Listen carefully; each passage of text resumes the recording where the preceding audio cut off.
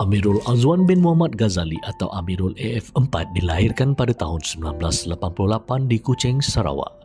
Beliau mula dikenali pada tahun 2006 apabila terpilih sebagai peserta Akademi Fantasia musim keempat, sebuah program realiti yang ketika itu menjadi rancangan paling popular di Malaysia.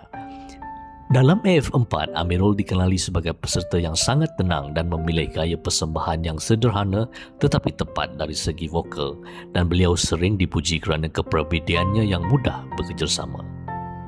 Selepas menamatkan penyertaan dalam AF4, Amirul tidak lagi mengejar populariti arus perdana secara agresif. Sebaliknya, beliau meneruskan kerjaya dalam dunia seni secara konsisten melalui persembahan di acara hiburan, majlis komuniti, program kebudayaan dan pelbagai undangan korporat terutamanya di Sarawak.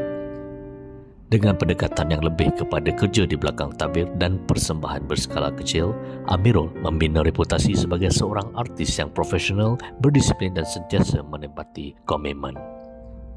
Mereka yang pernah bekerjasama dengan Amirul menggambarkan beliau sebagai seorang yang tidak suka menonjol tetapi sangat serius dengan bidang seni dan mempunyai minat yang mendalam terhadap muzik tempatan serta budaya etnik Borneo.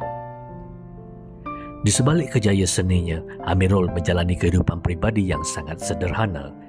Beliau berkahwin pada tahun 2023 dan ketika pemergiannya, isterinya sedang hamil pada trimester yang ketiga.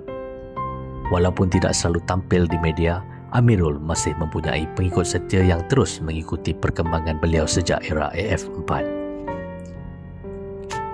Pada tahun 2025, tanggal 25 November, dunia hiburan tempatan dikejutkan dengan berita kematian Amirul pada usia 37 tahun.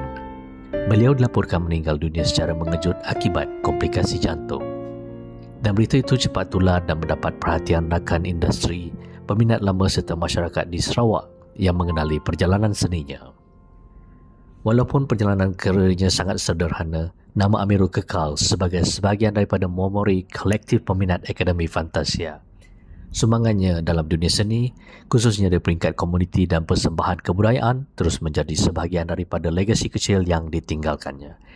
Dengan berakhirnya perjalanan hidup Amirul, memori tentang dirinya akan terus kekal melalui karya dan rakan-rakan yang pernah bekerjasama dengannya.